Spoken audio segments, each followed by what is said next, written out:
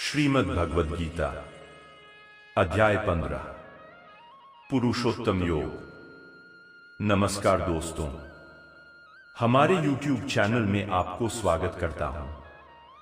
प्रिय मित्रों, आज ये वीडियो में आपके लिए लेकर आया हूं आसान भाषा में श्रीमद् भगवद गीता का अध्याय 15 पुरुषोत्तम योग। मित्रों, यदि हमारी चैनल में नया हो तो चैनल को सब्सक्राइब कर देना और कमेंट में जय श्री कृष्ण लिख देना।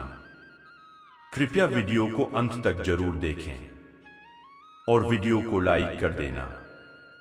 तो आइए अध्याय को आरंभ करते हैं।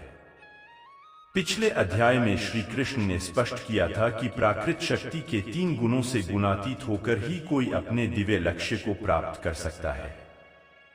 उन्होंने यह भी प्रकट किया था कि इन गुणों से परे जाने का सबसे उत्तम उपाय भगवान की अनन्य भक्ति में तल्लीन होना है। ऐसी भक्ति में तल्लीन होने के लिए हमें मन को संसार से विरक्त कर उसे केवल भगवान में अनुरक्त करना होगा। इसलिए संसार की प्रकृति को समझना अति आवश्यक है।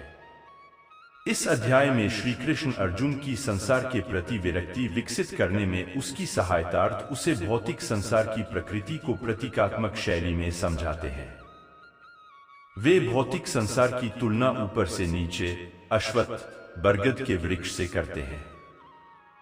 देहधारी आत्मा इस वृक्ष की उत्पत्ति के स्रोत और यह कब से अस्तित्व में है और कैसे बढ़ रहा है को समझे बिना एक जन्म से दूसरे जन्म में इस वृक्ष की शाखाओं के ऊपर नीचे घूमती रहती है।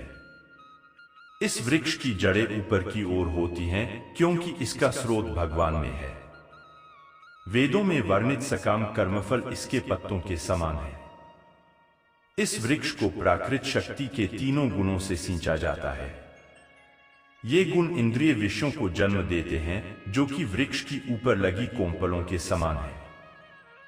कोंपलों से वायवीय जड़ें फूटकर प्रसारित होती हैं जिससे वृक्ष और अधिक विकसित होता है। इस अध्याय में इस प्रतीकात्मकता को विस्तृत रूप से वर्णित किया गया है जिससे कि यह ज्ञात हो सके कि कैसे देहधारी आत्मा इस वृक्ष के भौतिक अस्तित्व की प्रकृति की अज्ञानता के कारण निरंतर संसार के बंधनों में फंसी रहकर भौतिक जगत के कष्ट सहन कर रही है। इसलिए श्री कृष्ण समझाते हैं कि विरक्ति की कुल्हाड़ी से इस वृक्ष को काट डालना चाहिए। तब फिर हमें वृक्ष के आधार की खोज करनी चाहिए जो कि स्वयं परमेश्वर है।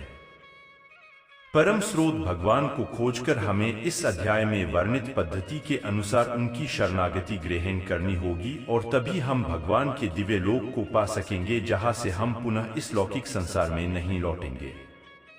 श्री कृष्ण आगे वर्णन करते हैं कि उनका अभिन्न अंश होने के कारण इस संसार में जीवात्माएं किस प्रकार से दिव्य हैं, किंतु माया शक्ति के बंधन के कारण वे मन सहित 6 इंद्रियों के साथ संघर्ष करती रहती हैं।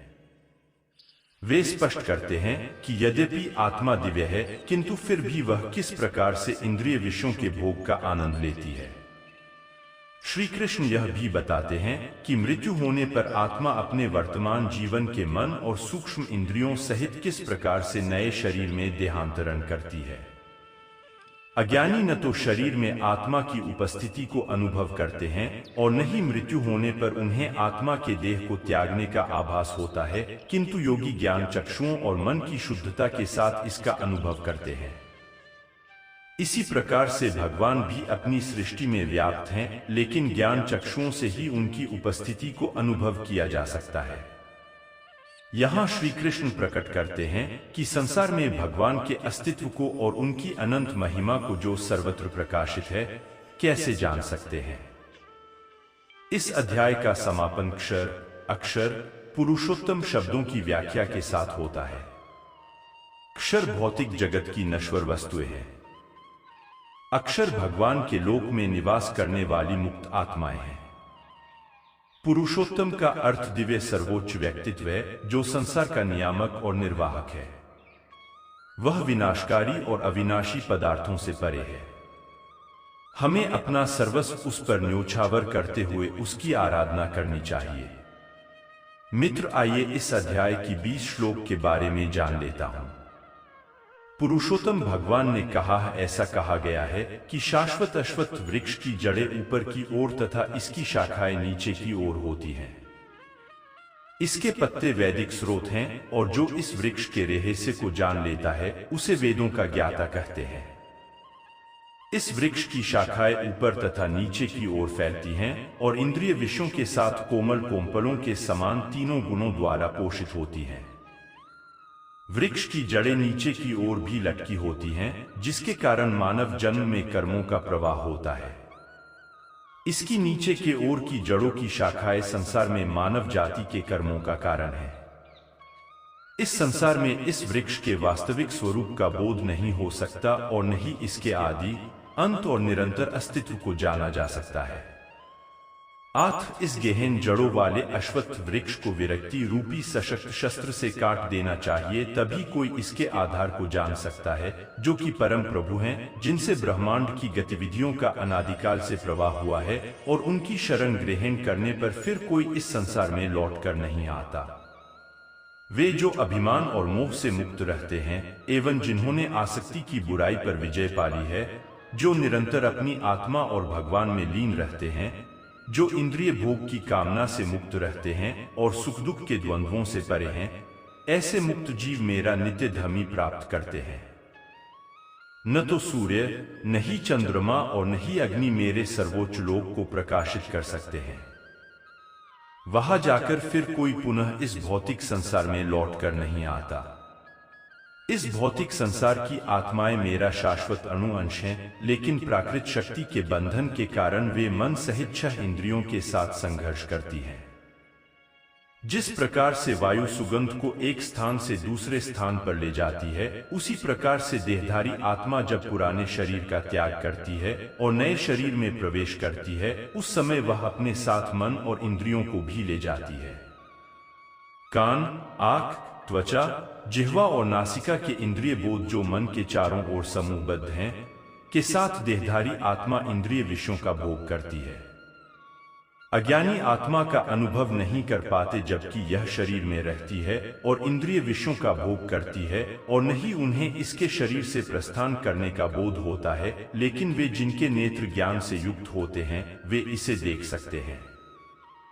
भगवत प्राप्ति के लिए प्रयासरत योगी यह जानने में समर्थ हो जाते हैं कि आत्मा शरीर में प्रतिष्ठित है, किंतु जिनका मन शुद्ध नहीं है वे प्रयत्न करने के बावजूद भी इसे जान नहीं सकते।